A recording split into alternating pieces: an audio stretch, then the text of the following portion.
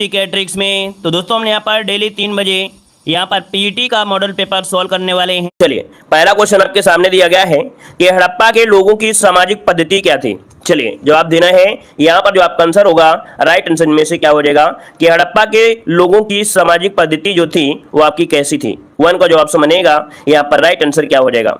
चलिए 1 का ऑप्शन आने शुरू हो गए और आपका जवाब यहाँ पर दे सकते हैं। आपका जवाब हो जाएगा ए नंबर उचित समतावादी। क्या थी? हड़प्पा की सभ्यता मूलतः जो थी वो कैसी थी आपकी, तो समतावादी थी। अर्थात तो यहाँ पर जो ऑप्शन है आपका ए नंबर इसका राइट हो जाएगा। देखो हड़प्पा संस्कृति जो थी इसका समाज मुख्य 4 वर्गों में आपको विभाजित था, है ना। यहाँ पर शासक, धनी, है ना, कुलीन वर्ग और मध्यम वर्ग, निम्न वर्ग इसमें से आपके आते हैं, है ना। धनी को बोलते हैं, कुलीन वर्ग बोल देते हैं। इस प्रकार से ऑप्शन में आपका ए नंबर है। और आगे बढ़ते हैं, क्वेश्चन आपसे अगला पूछा गया है कि सांख्य, योग, कामा न्याय, कामा वैशेषिक, कामा मीमांसा एवं वेदांत इच्छा भिन्न भारतीय दर्शकों की स्पष्ट रूप से अभिव्यक्त हुई है।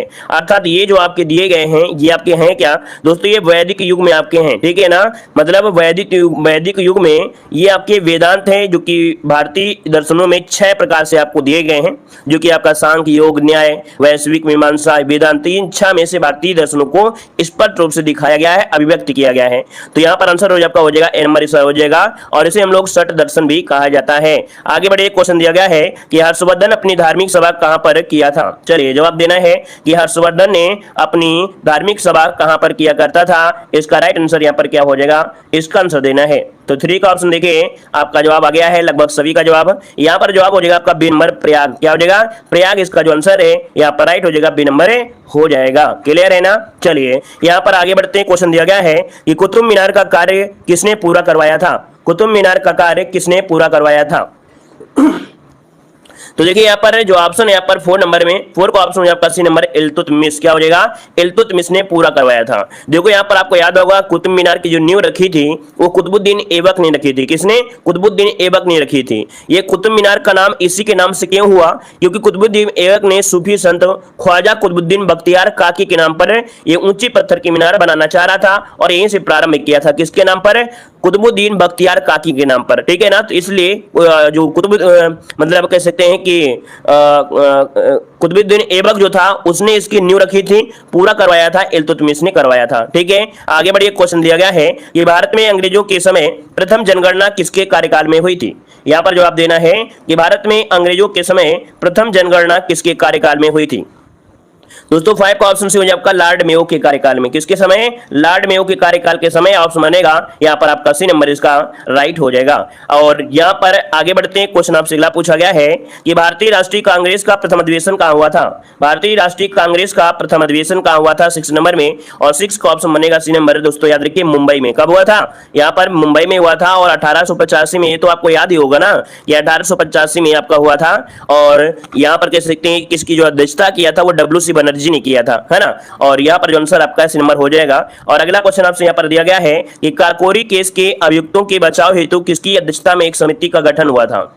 यहाँ पर जो आपका आंसर होगा राइट आंसर दोस्तों यहाँ पर क्या हो जाएगा। चलिए दोस्तों 7 की अगर बात किया जाए तो 7 का ऑप्शन बनेगा बी नंबर गोविंद बल्लभ पंत, ठीक है। याद रखिएगा कि काकोरी ट्रेन एक्शन एक ट्रेन डकैती थी जो कि आपके 9 अगस्त 1925 को लखनऊ के पास काकोरी नामक गांव में ब्रिटिश के खिलाफ भारतीय क्रांतिकारियों ने किया था। तो यहाँ पर आंसर जो हो जाएगा आपका बी नंबर इसका राइट हो जाएगा। आगे बढ़ते हैं, क्वेश्चन आपसे दिया गया है, यहाँ पर दिया महात्मा गांधी के चंपारण सत्याग्रह का विरोध किसने किया था। ऐसा क्वेश्चन हमने आपको पढ़ाया भी है। यहाँ पर देख सकते हैं कि महात्मा गांधी के चंपारण सत्याग्रह का किसने विरोध किया। यहाँ पर जो आंसर आपका है राइट आंसर में से क्या हो जाएगा। चलिए जय हिंद सभी को, जय हिंद सभी को, जय हिंद। सभी लोग चैनल को जरूर सब्सक्राइब करेगा, वीडियो को लाइक कर दीजिएगा दोस्तों जितने लोग जुड़े हैं। दोस्तों यहाँ पर क्वेश्चन नंबर 8 जो दिया गया है, तो यहाँ पर देखें कि महात्मा गांधी के चंपारण सत्याग्रह का विरोध किया था आपका NG रंगा, जो कि ऑप्शन है यहाँ पर आपका बी नंबर इसका राइट हो जाएगा। NG रंगा ने विरोध किया था दोस्तों, याद रखिएगा। चलिए आगे बढ़ते हैं, क्वेश्चन आपसे अगला पूछा गया है कि किसके सुझाव पर भारतीयों को साइमन कमीशन से बाहर रखा गया था। बताइएगा किसके सुझाव से किसके सुझाव पर भारतीयों को साइमन कमीशन से बाहर रखा गया था? दोस्तों 9 का ऑप्शन बनेगा डी नंबर, याद रखिएगा लॉर्ड इरविन के, तो ऑप्शन बनेगा डी नंबर इसका राइट हो जाएगा। लॉर्ड इरविन इसका आंसर राइट हो जाएगा। क्लियर है। और इसके बाद आगे बढ़ते हैं। क्वेश्चन आपसे अगला पूछा गया है कि वर्ष 1946 में आजाद हिंद फौज के लाल किले में दिल्ली के मुकदमे की पैरवी निम्नलिखित में से किसने नहीं किया है? दोस्तों यहां पर देखो क्या दिया है, नहीं शब्द आपसे दिया है और नहीं दिया है तो आपको 10 का ऑप्शन लगाना है। दोस्तों यहां पर आंसर आपका सी हो जाएगा, सरदार वल्लभ भाई पटेल ने यहां पर दोस्तों याद रखिएगा कि जो आपके आजाद हिंद फौज की जो लाल किले में मुकदमा चल रहा था ना, तो उसमें पैरवी आपके सरदार वल्लभ भाई पटेल ने नहीं किया था, जबकि भूलाभाई देसाई, पंडित जवाहरलाल नेहरू, डॉक्टर कैलाश नाथ का जो ये सभी लोगों ने इसकी पैरवी किया था। तो यहाँ पर जो ऑप्शन बनेगा आपका सी नंबर राइट हो जाएगा। आगे बढ़ते हैं। क्वेश्चन दिया है कि संसार का सबसे बड़ा मरुस्थल कौन सा है? संसार का सबसे बड़ा मरुस्थल पूछा गया है और यहाँ पर जो आंसर है राइट क्या हो जाएगा 11 नंबर में, तो ऑप्शन सी हो जाएगा आपका दोस्तों यहाँ पर सहारा मरुस्थल। क्या जो सहारा मरुस्थल है विश्व का सबसे बड़ा और गर्म मरुस्थल है ना, यह अफ्रीका के उत्तरी भाग में स्थित है। दोस्तों याद रखिएगा ऑप्शन बनेगा यहाँ पर सी नंबर राइट हो जाएगा। इस मरुस्थल में देखा जाए दोस्तों 20 से अधिक झीलें हैं। क्या इसमें इस मरुस्थल इतना बड़ा है कि यहाँ पर 20 से अधिक झीलें भी आपकी हैं इसी मरुस्थल में हैं, ठीक है, जिनमें से अधिकांश जो आपकी झीलें हैं वो आपके खारे पानी की झीलें हैं। ठीक है, आगे बढ़िए। क्वेश्चन दिया गया है भारत कितने प्राकृतिक प्रदेशों में विभाजित किया गया है? यहाँ पर जवाब देना है भारत कितने प्राकृतिक प्रदेशों में विभाजित किया गया है, क्वेश्चन नंबर 12। और 12 की अगर बात किया जाए तो दोस्तों ऑप्शन हो आपका बी नंबर 6 प्राकृतिक भागों में विभाजित किया गया है। जैसे कि आपका उत्तरी है ना, मतलब उत्तरी उत्तर पूर्वी हिमालय, उत्तर भारत का विशाल मैदान, मरुस्थलीय और प्राद्वीप हो गया, तटीय मैदान हो गया, भारत के जो द्वीप हो गए, ये आपके 6 भागों में हैं। ऑप्शन हो जाएगा आपका बी नंबर हो जाएगा। आगे बढ़ते हैं। क्वेश्चन दिया गया है नेलांग घाटी किस राज्य में स्थित है? नेलांग घाटी किस राज्य में है? 13 का ऑप्शन क्या हो जाएगा दोस्तों? ऑप्शन बने आपका डी नंबर उत्तराखंड में है। कहां पर है? उत्तराखंड, जो कि ऑप्शन है यहाँ पर डी नंबर इसका राइट हो जाएगा। और यह घाटी गंगोत्री नेशनल पार्क का एक भाग है। ठीक है, यह घाटी गंगोत्री नेशनल पार्क का एक भाग है दोस्तों, याद रखिएगा। और इसे उत्तराखंड का लद्दाख भी कहा जाता है दोस्तों। ये जो नेलांग घाटी है इसे उत्तराखंड का लद्दाख, इसे नोट कर लीजिएगा, इसे उत्तराखंड का लद्दाख भी कहा जाता है दोस्तों, याद रखिए, इसे उत्तराखंड का लद्दाख भी कहा जाता है, नोट कर लीजिएगा। ठीक है, आगे बढ़िए। क्वेश्चन दिया गया है कि भारत में समस्त राज्यों में क्षेत्रफल अनुसार उत्तर प्रदेश का क्या स्थान है?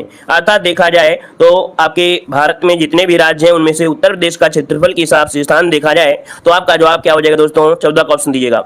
चलिए 14 का भी ऑप्शन देखे आने शुरू हो गए और आपका जवाब आ रहा है डी नंबर, चौथा स्थान है। बिल्कुल सही जवाब है, चौथा इसका आंसर है, राइट हो जाएगा, चौथा हो जाएगा, है ना। हमने बताया भी था कि सबसे पहले राजस्थान आता है ना, राजस्थान के बाद फिर कौन आता है? मध्य प्रदेश, फिर महाराष्ट्र, फिर आपका चौथा आता है यहाँ पर उत्तर प्रदेश आता है। क्लियर है। आगे बढ़िए। क्वेश्चन दिया गया है कि मानसून शब्द की उत्पत्ति किस भाषा से हुई है? मानसून भाषा की उत्पत्ति किस भाषा से हुई है? यहाँ पर जो आंसर बनेगा 15 नंबर में, वो ऑप्शन बनेगा आपका ए नंबर दोस्तों, याद रखिए, अरबी भाषा से। किसे है? तो आपका अरबी भाषा, जिसका ऑप्शन आ रहा है ए नंबर है, राइट हो जाएगा, अरबी भाषा से हुआ है। ठीक है ना। और यहाँ पर आगे बढ़ते क्वेश्चन आपसे अगला पूछा गया है, कह रहा है वैश्वीकरण का अर्थ क्या होता है? वैश्वीकरण का अर्थ क्या होता है दोस्तों? वैश्वीकरण मतलब होता है घरेलू अर्थव्यवस्था का वैश्विक अर्थव्यवस्था के साथ एकीकरण। क्या याद रखिएगा? घरेलू अर्थव्यवस्था का वैश्विक अर्थव्यवस्था के साथ एकीकरण वैश्वीकरण कहलाता है। ऑप्शन बनेगा यहाँ पर आपका सी नंबर राइट हो जाएगा दोस्तों। ठीक है ना। और इसके बाद आगे बढ़ते क्वेश्चन दिया गया है प्रच्छन्न बेरोजगारी का क्या अर्थ होता है? बहुत बार हमने आपको पढ़ाया ऐसे क्वेश्चन, है ना, ऐसे क्वेश्चन हमने आपको बहुत पढ़ाया। प्रच्छन्न बेरोजगारी है क्या दोस्तों? 17 की अगर बात किया जाए तो आवश्यकता से अधिक लोगों का कार्यरत होना, हमने बताया था ना। यहाँ पर प्रच्छन्न बेरोजगारी को अदृश्य बेरोजगारी भी कहा जाता है कि किसी कार्य को करने के लिए अगर 5 लोगों की जरूरत है तो 5 लोग होना चाहिए, लेकिन यहाँ पर 5 से ज्यादा लोग होते हैं, 10 लोग होते हैं, तो 5 जो लोग होते हैं एक्स्ट्रा होते हैं, यही अदृश्य बेरोजगारी होती है, प्रच्छन्न होती है, यही आवश्यकता से अधिक होते हैं, है ना। तो ऑप्शन क्या बन जाएगा? डी नंबर राइट हो जाएगा। और यहां पर आगे बढ़ते क्वेश्चन दिया गया है बजट एक लेख पत्र है ना, बजट एक लेख पत्र है। यहां पर 18 नंबर में ऑप्शन बनेगा आपका सी नंबर है, सरकार की राजकोषीय नीति का है दोस्तों। क्या बजट एक लेख पत्र है? सरकार की राजकोषीय नीति का है। ऑप्शन बनेगा यहां पर सी नंबर राइट हो जाएगा। बजट में क्या होता है? प्रत्येक वित्तीय वर्ष के लिए सरकार की प्राप्तियों और व्यय का विवरण किया जाता है। हमने बताया है कि संविधान में आर्टिकल नंबर 112 है, इसमें वार्षिक वित्तीय विवरण के बारे में दिया गया है, बजट शब्द नहीं दिया है, बल्कि उसकी जगह वार्षिक वित्तीय विवरण आर्टिकल नंबर 2012 में दिया गया है। आगे बढ़िए, क्वेश्चन दिया गया है निम्नलिखित में से कौन सा एक संविधानेतर संस्था है। निम्नलिखित में से कौन सा एक संविधानोत्तर संस्था है। 19 का ऑप्शन बनेगा यहाँ पर कौन सा दोस्तों, तो 19 का ऑप्शन डी हो जाएगा नीति आयोग है दोस्तों, यहाँ पर नीति आयोग है। अर्थात एक प्रकार से इसे बोलते हैं असंवैधानिक, क्या बोल देते हैं, असंवैधानिक बोल देते हैं, ठीक है ना। और इसका गठन मंत्रिमंडल के एक संकल्प पर किया गया था। अब तो यहाँ पर देखते हैं कि योजना आयोग को हटाकर यहाँ पर नीति आयोग बनाया गया था। और ये आपका कब बना था, तो ये बना था आपका 1 जनवरी 2015 को दोस्तों।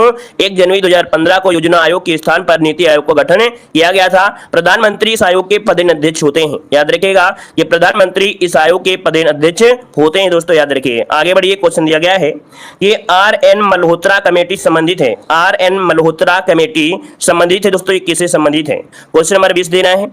यहाँ पर जवाब हो जाएगा बीमा क्षेत्र से। किससे, तो आपका ऑप्शन बनेगा सी नंबर है, ये आपके बीमा क्षेत्र से संबंधित है। ऑप्शन बनेगा आपका सी नंबर है, राइट हो जाएगा, क्लियर है। और यहाँ पर आगे बढ़ते हैं, क्वेश्चन दिया गया है कि प्रस्तावना का वह प्रावधान जो सभी वयस्क नागरिकों को मतदान का अधिकार प्रदान करता है, इसे क्या कहते हैं। चलिए दोस्तों, यहाँ पर जवाब देना है कि प्रस्तावना का वह प्रावधान जो सभी वयस्क नागरिकों को मतदान अधिकार प्रदान करते हैं, उसे क्या कहते हैं। यहाँ पर जो आंसर आपका है, राइट आंसर क्या हो जाएगा। चलिए दोस्तों, बताइए, फटाफट जवाब दीजिए। अगर आ रहा है तो जवाब दीजिएगा, और नहीं आ रहा है तो हम तो बता ही रहे हैं, है ना। लेकिन जो नहीं आता है उसको ध्यान रखा करें कि नहीं इसमें हमसे गलती हुई है या इसको हमें यहाँ पर देखना है, ठीक है। तो चलिए देखिए, यहाँ पर जो आंसर आपका दिया गया है वो आपका बी नंबर इसका राइट हो जाएगा, प्रजातंत्र हो जाएगा। क्या हो जाएगा, प्रजातंत्र। मतलब प्रस्तावना का वह प्रावधान जो सभी वयस्क नागरिकों को मतदान का अधिकार प्रदान करता है ना, ये कहलाता है प्रजातंत्र। ऑप्शन क्या हो जाएगा आपका, बी नंबर इसका राइट हो जाएगा, क्योंकि अपने भारत में क्या है, प्रजातंत्र है। तो ऑप्शन क्या बनेगा, बी नंबर राइट हो जाएगा। आगे बढ़िए, क्वेश्चन दिया गया है भारतीय संविधान में समवर्ती सूची की अवधारणा ली गई है। चलिए बताना है कि भारतीय संविधान में समवर्ती सूची की जो अवधारणा ली गई है वो कहां से ली गई है। समवर्ती सूची दोस्तों, समवर्ती सूची जो आपकी आई है वो कहां से ली गई है, ऑस्ट्रेलिया से ली गई है। बिल्कुल सही है, ऑस्ट्रेलिया, जो कि ऑप्शन बनेगा बी नंबर इसका राइट हो जाएगा, ऑस्ट्रेलिया से ली गई है दोस्तों, ठीक है। और यहां पर आगे बढ़ते हैं, क्वेश्चन दिया गया है संविधान के किस भाग में संविधान संशोधन की का उल्लेख किया गया है। जो आपका संविधान संशोधन है वो आपके कौन सी आर्टिकल में है दोस्तों, यहाँ पर देखिए भाग 20 में, आर्टिकल नंबर 368 में। तो भाग 20 आपका सी है, और यहाँ पर कह सकते हैं आपके आर्टिकल पूछे तो आपको बताना है 368 में संविधान संशोधन की प्रक्रिया का उल्लेख किया गया है, ठीक है ना। और जो संविधान संशोधन है ये आर्टिकल 368 में 2 प्रकार से संशोधन की व्याख्या करता है, संसद के विशेष बहुमत द्वारा और आधे राज्यों के साधारण बहुमत द्वारा। इस प्रकार से हम लोग कर सकते हैं। तो ऑप्शन यहाँ पर बन जाएगा सी नंबर। अगला क्वेश्चन पूछा गया है कि भारतीय संविधान के किस अनुच्छेद में प्रेस की स्वतंत्रता दी गई है। यहाँ पर जवाब देना है, आपका जो राइट आंसर बनेगा यहाँ पर क्या हो जाएगा, भारतीय संविधान के किस अनुच्छेद में प्रेस की स्वतंत्रता दी गई है। यहाँ पर आंसर क्या हो जाएगा, 24 को ऑप्शन देना है। चलिए 24 की अगर बात किया जाए तो ऑप्शन यहाँ पर बनेगा क्या, डी नंबर हो जाएगा, अनुच्छेद 19 का जो फर्स्ट है ना। याद रखिएगा, प्रेस की स्वतंत्रता जो है वो अनुच्छेद 19 के फर्स्ट में है, जो कि ऑप्शन बनेगा यहाँ पर डी नंबर आपका राइट हो जाएगा, डी नंबर दोस्तों, ठीक है। आगे बढ़िए, क्वेश्चन दिया गया है निम्नलिखित में से कौन सा कार्य कलेक्टर का नहीं है। दोस्तों वीडियो को भी लाइक करिए, थोड़ा अच्छा लगने लगे क्लास में, है ना। जितने लोग यहाँ पर जुड़े हैं सभी लोग बात दोस्तों वीडियो को लाइक करिएगा। जितने लोग यहाँ पर जुड़े हैं सभी लोग बात वीडियो को लाइक कर दीजिए दोस्तों। 25 नंबर दिया गया है, इसका राइट आंसर जो हो जाएगा वो क्या हो जाएगा, कह रहा है कलेक्टर का नहीं है। तो भाई आपने पढ़ा होगा कि भू राजस्व का एकत्रीकरण, ये भू राजस्व के एकत्रित करता है ना। कानून व्यवस्था का रखरखाव भी करता है, भू दस्तावेजों का रखरखाव करता है, लेकिन आयकर का एकत्रीकरण दोस्तों नहीं करता है। तो 25 का जो ऑप्शन है यहाँ पर आपका सी नंबर राइट हो जाएगा, आयकर का एकत्रीकरण नहीं करता है, याद रखिएगा, ठीक है। ये भू राजस्व के एकत्रीकरण करता है। क्योंकि आगे बढ़ते क्वेश्चन आपसे अगला पूछा गया है, कह रहा है ट्रांजिस्टर बनाने के लिए सर्वाधिक उपयुक्त पदार्थ कौन सा है। ट्रांजिस्टर बनाने के लिए सर्वाधिक उपयुक्त पदार्थ में से राइट क्या हो जाएगा दोस्तों, यहाँ पर जवाब देना है। तो चलिए यहाँ पर 26 नंबर का जवाब आ रहा है सिलिकॉन। देखिए आपका जवाब बी हो जाएगा, सिलिकॉन जो आपका है या ट्रांजिस्टर बनाने के लिए सर्वाधिक उपयुक्त पदार्थ है, ऑप्शन बी नंबर है, यहाँ पर राइट हो जाएगा, बी नंबर। आगे बढ़िए, क्वेश्चन दिया गया है निम्नलिखित में से कौन सा सुमेलित नहीं है। कौन सा सुमेलित नहीं है, यहाँ पर जवाब देना है कौन सा सुमेलित नहीं है, क्वेश्चन नंबर यहाँ पर 27 देना है। चलिए दोस्तों, यहाँ पर आइसो बार, और बार जो होता है वो दाब होता है कहीं ना कहीं, ये तो आपका पॉइंट सही दिया गया है, ये पॉइंट आपका सही दिया गया है। इसके बाद हाइट, ये आपका ऊंचाई दिया है, ये भी सही दिया गया है ना। यहाँ पर बाथ मतलब नहाना और नहाते हैं गहराई में, ये भी आपका सही दिया गया है। लेकिन दोस्तों यहाँ आपको आइसो हेलाइन जो दिया गया बर्फ वर्षा, ये आपका सुमेलित नहीं है। 27 नंबर में ये सुमेलित नहीं है। ये जो आपके आइसो लाइन होता है दोस्तों, ये होता है लवणता। क्या दर्शाता है?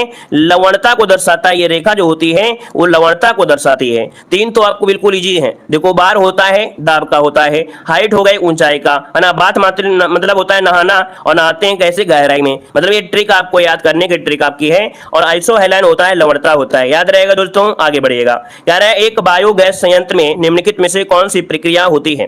एक बायोगैस संयंत्र में निम्नलिखित में से कौन सी प्रक्रिया होती है? क्वेश्चन नंबर 28 देना है। और 28 का अगर बात किया जाए तो ऑप्शन में से क्या हो जाएगा? किण्वन होती है या हाइड्रोजनीकरण होती है? क्या होती है? 28 का ऑप्शन। दोस्तों देखो, इसमें क्या होता है कि जो बायोगैस संयंत्र होता है, इसमें जैसे गोबर वोबर डाल देते हैं, उसमें कीड़े भी होते हैं, वो किण्वन की प्रक्रिया करते हैं। कौन सी? किण्वन की प्रक्रिया होती है, हाइड्रोजनीकरण नहीं होती है। इसमें होती है आपकी किण्वन प्रक्रिया होती है। तो इसका जो ऑप्शन बनेगा यहाँ पर ए नंबर इसका राइट हो जाएगा। यह एक जैविक रासायनिक प्रक्रिया है जिस जटिल कार्बनिक यौगिक को सूक्ष्म जीवों की सहायता से एक सरल कार्बनिक यौगिक में विघटित करना पड़ता है। तो यहाँ पर जो आंसर आपका है ए नंबर इसका राइट हो जाएगा। और इस क्रिया में ऑक्सीजन की आवश्यकता नहीं पड़ती दोस्तों। क्या? इस प्रक्रिया में ऑक्सीजन की आवश्यकता नहीं पड़ती है। क्लियर है? तो आपका जवाब हो जाएगा ए नंबर हो जाएगा। आगे बढ़िए, क्वेश्चन दिया गया है कि सिगरेट लाइटर में निम्नलिखित में से कौन सी गैस प्रयुक्त होती है? चलिए बताइएगा। जो सिगरेट लाइटर होती है इसमें कौन सी गैस प्रयुक्त होती है? यहाँ पर 29 की अगर बात किया जाए तो दोस्तों ऑप्शन बनेगा ए नंबर, याद रखिए ब्यूटेन। क्या होती है? ब्यूटेन। जो कि ऑप्शन बनेगा यहाँ पर ए नंबर इसका राइट हो जाएगा। और वहीं पर जो आपकी घर पे होती है एलपीजी, एलपीजी में तो आप लोग जानते हैं कि एलपीजी में क्या होता है, यहाँ पर ब्यूटेन और प्रोपेन का मिश्रण होता है दोस्तों, है ना, होता है। आगे बढ़िए, क्वेश्चन दिया गया है, कह रहे हैं आनुवंशिकता की इकाई क्या होती है? आनुवंशिकता की जो इकाई होती है इनमें से क्या होती है? 30 को ऑप्शन देना है। और 30 का ऑप्शन क्या हो जाएगा? चलिए, यहाँ पर 30 की अगर बात किया जाए दोस्तों तो यहाँ पर आपका जवाब आ रहा है सी नंबर, और बिल्कुल सही जवाब है दोस्तों, जीन होते हैं। क्या होते हैं? जीन होते हैं। यहाँ पर जो आंसर आपका है सी नंबर इसका राइट हो जाएगा। जीन बताना है, ठीक है ना, क्योंकि जीन के माध्यम से ही जो आपके पीढ़ी दर पीढ़ी प्रक्रिया चलती हैं वो जीन के माध्यम से ही होता है। ऑप्शन बनेगा यहाँ पर आपका सी नंबर हो जाएगा। आगे बढ़ते क्वेश्चन दिया गया है कि यहाँ पर, अच्छा ये तो आपके मैथ का है। आगे बढ़ते क्वेश्चन दिया गया है, कह रहा है आपसे वैमनस्य का विलोम क्या हो जाएगा? चलिए बताना है, वैमनस्य का विलोम इनमें से पूछा गया है। और आपका 36 का ऑप्शन क्या हो जाएगा? तो दोस्तों वैमनस्य का विलोम क्या होता है? सोमनस्य होता है, जो कि ऑप्शन कहां पर है आपका बी नंबर हो जाएगा। वैमनस्य का हो जाएगा सोमनस्य, राइट हो जाएगा। आगे बताइए, क्वेश्चन दिया गया है सूर्योदय का संविच्छेद क्या हो जाएगा? सूर्योदय का संविच्छेद पूछा गया है, और सूर्योदय का जो संविच्छेद है इनमें से राइट आंसर क्या हो जाएगा? चलिए दोस्तों, यहाँ पर देखिए आपका जो 37 नंबर है, तो 37 का ऑप्शन बनेगा ए नंबर, सूर्य धन उदय। क्या बन जाएगा? सूर्य धन उदय बन जाएगा। आगे बढ़िए, क्वेश्चन दिया गया है, कह रहा है वाक्यांश का एक शब्द तनय है जिसके हृदय में ममता नहीं है। जिसके हृदय में ममता नहीं है उसे क्या कहेंगे? 38 नंबर में। तो 38 का ऑप्शन आपका जिसके हृदय में ममता नहीं उसे निर्मम कहते हैं। निर्मम जो कि ऑप्शन है यहाँ पर ए नंबर राइट हो जाएगा, है ना। और जिसके मन में भय ना हो दोस्तों, यहाँ पर जो निर्भय है ना, निर्भय क्या होता है? जिसके मन में भय ना हो उसे निर्भय कहते हैं, ठीक है। और यहाँ पर निर्दय होता है, निर्दय, निर्दय मतलब होता है जिसके हृदय में दया ना हो। जिसके हृदय में दया ना हो उसे बोलते हैं निर्दय कहते हैं, ठीक है। आगे बढ़िएगा, कह रहे छक्का पंजा करना मोहरे का सही अर्थ बताना है। छक्का पंजा करना मोहरे का सही अर्थ यहाँ पर क्या हो जाएगा दोस्तों? यहाँ पर आंसर आपका 39 नंबर में जो बनेगा वो आपका ए हो जाएगा, झगड़ा लगाना। क्या? झगड़ा लगाना, जो कि ऑप्शन है यहाँ पर ए नंबर हो जाएगा। छक्का पंजा करना, झगड़ा लगाना कुछ सुटेबल नहीं लग रहा है, सुटेबल नहीं लग रहा, बी नंबर सही होगा। ओछी हरकत से कार्य सिद्ध करना, ठीक है। यहाँ पर जो आंसर आपका 39 में है, छक्का पंजा करना मतलब होता है ओछी हरकत से कार्य सिद्ध करना। ऑप्शन बी वाला आपका राइट हो जाएगा, ठीक है। ओछी हरकत से कार्य सिद्ध करना हो जाएगा। चलिए आगे बढ़ते हैं, क्वेश्चन दिया गया है जयद्रथ वध किसकी रचना है? क्वेश्चन नंबर 40 देना है कि जयद्रथ वध किसकी रचना है 40 नंबर में। तो 40 का ऑप्शन आपका मैथिली शरणगुप्त दोस्तों। क्या? मैथिली शरणगुप्त, जो कि ऑप्शन है यहाँ पर आपका सी नंबर इसका राइट हो जाएगा दोस्तों, याद रखिएगा, ठीक है ना। और यह हरिगीत का छंद में रचित है। ये जो आपका है हरिगीत का छंद में रचित है है कि the little book of Joy नामक पुस्तक के लेखक इनमें से कौन से हैं? यहाँ पर बताइएगा कि the little book of Joy नामक पुस्तक के जो लेखक हैं इनमें से कौन है? जवाब यहाँ पर देखिए आ रहा है आपका दलाई लामा। साथ में आपका दिया गया है डिसमंड टूटू, अर्थात ऑप्शन जो आपका 59 नंबर में है वो आपका सी हो जाएगा, उपयुक्त दोनों हो जाएगा दोस्तों। क्या? ये दोनों ही आपके हैं दोस्तों, याद रखिएगा। याद रखिए कि इस पुस्तक में सच्चे सुख के अर्थ को दिया गया है, और ये आपका जो है आपके दलाई लामा और आपके आपका डेसमंड टुटू, इन दोनों के लिए आपका लिखा गया है, जो कि ऑप्शन बनेगा यहाँ पर सी नंबर आपका है दोस्तों, नोट कर लीजिएगा। ठीक है, और इसके बाद आगे बढ़ते हैं, क्वेश्चन दिया गया है कि पहला लता दीनानाथ मंगेशकर पुरस्कार किसे सम्मानित किया गया है। तो यहाँ पर आंसर क्या हो जाएगा 60 नंबर में, तो ऑप्शन ही हो आपका नरेंद्र मोदी को दिया गया दोस्तों। ये तो हमने आपको बहुत बार करंट अफेयर आपको पढ़ा भी दिया है ना। और यहाँ पर आगे बढ़ते हैं, क्वेश्चन आपसे अगला पूछा गया है, वाटर लिली भारत के किस पड़ोसी देश का राष्ट्रीय चिन्ह है। वाटर लिली भारत के किस पड़ोसी देश का राष्ट्रीय चिन्ह है। 61 को ऑप्शन दीजिएगा, तो 61 का ऑप्शन आपका बांग्लादेश का है दोस्तों। कहाँ का है, बांग्लादेश। वेरी गुड, बहुत अच्छे, सभी का जवाब लगभग सही आ गया है, बांग्लादेश का है। यहाँ पर देखो श्रीलंका का पूछ लेता है तो आप कहेंगे श्रीलंका का शेर है दोस्तों। क्या है भाई, यहाँ का चिन्ह जो आपका है श्रीलंका का, वो आपका शेर है। वहीं पर आपका जैसे भूटान है, भूटान, और जैसे आपका पाकिस्तान है ना, मतलब पड़ोसी देश जितने हैं उनको आपको रट लेना है, जितने भी पड़ोसी देश हैं सभी को आपको पढ़ लेना है। यहाँ पर आगे बढ़ते हैं, सुमेलित करना है दोस्तों यहाँ पर 62 नंबर में। तो बताइएगा नॉर्वे की राजधानी, तो नॉर्वे की राजधानी क्या है, ओस्लो है। इसका क्या हो जाएगा आपका 4 हो जाएगा। और साइप्रस की आपकी जो साइप्रस है उसकी निकोसिया है, क्या है, निकोसिया है। यहाँ पर जो बनेगा आपका 1 हो जाएगा। जॉर्जिया की राजधानी आपकी तिब्लिसी, तिब्लिसी जो आपकी है कहाँ पर है, यहाँ पर 3rd हो जाएगा, यहाँ पर 3rd हो जाएगा। और ऑस्ट्रिया की राजधानी क्या है, यहाँ पर वीना, तो इसका 2 हो जाएगा दोस्तों। इस प्रकार से देखिए 62 वाले में कौन मिल रहा है, तो आपका 62 वाले में शायद चौथा बनेगा। कौन सा चौथा बनेगा, 4 1 3 2, 4 1 3 2, देखो ऑप्शन यहाँ पर बन रहा है, डी नंबर हो रहा है। आगे बढ़िए, क्वेश्चन दिया गया है, निम्नलिखित में से किसे राष्ट्रपति पद के लिए निर्विरोध निर्वाचित किया गया था। क्वेश्चन नंबर 63 देना है, और 63 का जो ऑप्शन है राइट आंसर क्या हो जाएगा। तो 63 की अगर बात किया जाए दोस्तों, तो आपका जवाब बनेगा यहाँ पर कौन सा, यहाँ पर सी हो जाएगा नीलम संजीव रेड्डी। बिल्कुल सही जवाब है, आप सभी का जवाब बिल्कुल बहुत ही फास्ट आया है। इनका कार्यकाल जो रहा था वो 1977 से लेके आपके 82 तक रहा था दोस्तों, याद रखिएगा। ये भारत के 6वें राष्ट्रपति थे। कौन, भारत के 6वें राष्ट्रपति थे दोस्तों, याद रखिएगा। और साथ में ये आपके आंध्र प्रदेश के प्रथम मुख्यमंत्री भी बनाए गए थे दोस्तों। याद रखिए कि आपके 1956 में जब आंध्र प्रदेश का गठन हुआ था उस समय प्रथम मुख्यमंत्री भी आपके बनाए गए थे। ये भी पॉइंट आपको नोट रख लेना है। आगे बढ़िए, क्वेश्चन दिया गया है, ये पहला राष्ट्रीय पंचायती राज दिवस द्वारा घोषित किया गया था। तो 64 का ऑप्शन क्या बनेगा, 64 का ऑप्शन बनेगा B number, doctor Manmohan Singh के द्वारा दोस्तों। डॉक्टर मनमोहन सिंह के द्वारा 2010, कब, 2010 में, ये आपका 24 अप्रैल 2010 को पहली बार मनाया गया था मनमोहन सिंह की सरकार में। ऑप्शन आपका बी नंबर हो जाएगा। आगे बढ़िए, क्वेश्चन दिया गया है, संयुक्त राष्ट्र का मुख्यालय कहां पर है। संयुक्त राष्ट्र का मुख्यालय कहां पर है, यहाँ पर देखिए 65 नंबर में। और 65 का जो ऑप्शन बनेगा वो आपका हो जाएगा न्यूयॉर्क में है। कहां पर है, आपका न्यूयॉर्क, जिसका ऑप्शन आ रहा है बिल्कुल राइट हो जाएगा। ये आपके 1945 में एक अंतरराष्ट्रीय संगठन है जिसका मुख्यालय आपके न्यूयॉर्क में है, अमेरिका में है। 1945 में स्थापित किया गया था। और आगे बढ़िए, क्वेश्चन दिया गया है, गोल गुंबद भारत के किस राज्य में है। गोल गुंबद भारत के किस राज्य में है, यहाँ पर जवाब देना है। तो 66 का ऑप्शन क्या बनेगा, ये कर्नाटक के बीजापुर जिले में है दोस्तों। कर्नाटक के बीजापुर जिले में है, मतलब ऑप्शन बनेगा ए नंबर इसका राइट हो जाएगा। बीजापुर के जो आदिल शाही राजवंश थे, सुल्तान मोहम्मद आदिल है ना, सुल्तान मोहम्मद आदिल शाह का मकबरा भी आपका है। और यह दुनिया का सबसे बड़ा गुंबद है दोस्तों, याद रखिए, यह दुनिया का सबसे बड़ा गुंबद है दोस्तों, याद रखिएगा। आगे बढ़िए, क्वेश्चन दिया गया है कि झारखंड का लोकनृत्य पूछा गया है। तो झारखंड का लोकनृत्य इनमें से कौन सा है 67 नंबर में। तो यहाँ पर देखिए आपका बी और सी, अर्थात पाई और आपका छऊ, ये दोनों आपके हैं। यहाँ पर जो आंसर है राइट आंसर आपका डी नंबर है, यहाँ पर हो जाएगा बी और सी, इसका आंसर है राइट हो जाएगा। आगे बढ़िए, क्वेश्चन आपसे दिया गया है, जूडो किस देश का राष्ट्रीय खेल है। देखो हमने बताया पड़ोसी देशों के बारे में आपको अच्छे से पढ़ लेना है ना, पड़ोसी देशों के बारे में अच्छे से पढ़ लेना, उनका राष्ट्रीय खेल है ना, और उनका राष्ट्रीय चिन्ह और राजधानी, इनको पढ़ना है आपको दोस्तों। यहाँ पर देखिए 68 नंबर जो ऑप्शन है यहाँ पर डी हो जाएगा, जापान हो जाएगा। जूडो किस देश का राष्ट्रीय खेल है, तो आपके दोस्तों जापान का, याद रखिएगा, ठीक है ना। यहीं पर दे सकते हैं जैसे कि आपका ऑस्ट्रेलिया का है क्रिकेट होता है, ठीक है ना, यहाँ पर ऑस्ट्रेलिया क्रिकेट होता है। चीन का हमने टेबल टेनिस आपको बताया था, ठीक है ना, टेबल टेनिस बताया था, क्लियर है। और यहाँ पर जैसे ब्राजील है तो ब्राजील का फुटबॉल होता है, जापान का जूडो हो गया, भारत में हॉकी हो गया। चलिए आगे बढ़िए, क्वेश्चन दिया गया है, कह रहे गोल्डन गर्ल एवं उड़न परी के नाम से किसको जाना जाता है।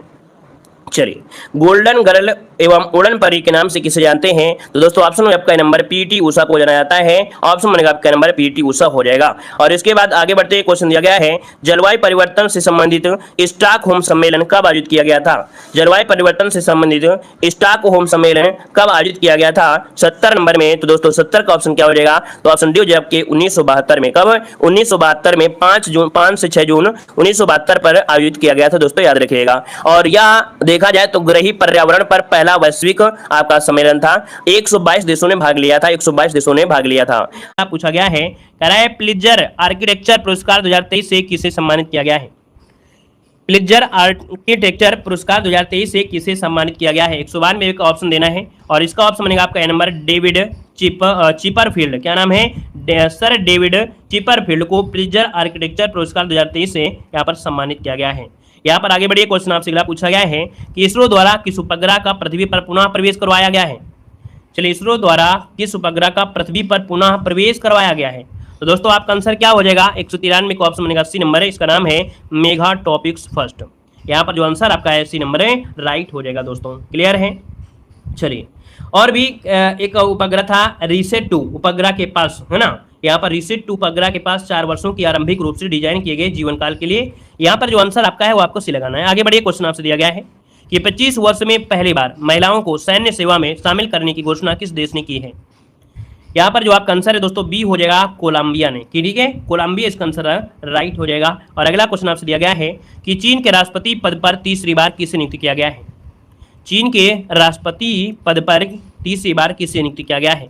यहाँ पर जो आपका आंसर बी हो जाएगा, सी जिनपिंग। किसे? सी जिनपिंग इसका जो ऑप्शन है यहाँ पर बी नंबर है, राइट हो जाएगा दोस्तों।